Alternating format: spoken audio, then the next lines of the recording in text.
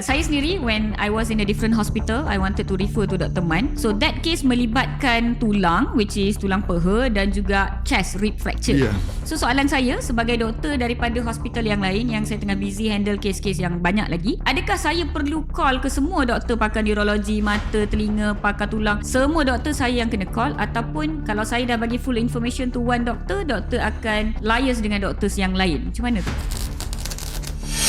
If you bagi information pada saya saja, contohnya my medical doctor di emergency department atau saya akan berurusan dengan doktor yang lain. You tak payah call 5 doktor. You call saya seorang cukup. I will deal with the rest. Saya akan call my ENT doctor, Oftal, yang saya dah terima kes ini. Kes ini akan datang daripada hospital so and so. Kena standby untuk tengok mata dia dengan telinga dia. So, I tak menyusahkan doktor di government itu yang kena call 5 orang. Just panggil saya seorang cukup. Right. I only need 30 saat saja of your time. Sebenarnya that's where my story also came. Waktu tu Dr. Man tak kenal pun saya sebab I was working in a different hospital. I think sampai sekarang dia tak ingat pun benda tu because I keep bringing it up. So I was at a different hospital. I wanted to refer a case with patah tulang peha. Tapi patient tu juga ada multiple rib fracture. Yeah. So my friend kata refer je dekat Dr. Man. So I pun call and I dah refer tulang and then I kata dia ni ada multiple rib fracture, ada macam gegaran otak jugalah, cerebral concussion. So I tanya Dr. Man, do you want me to call general surgeon? Because just for your information, with other centers, referral doctor yang kena call multiple doctors. Sebab tu sometimes it's difficult for us to refer. Yes, understand.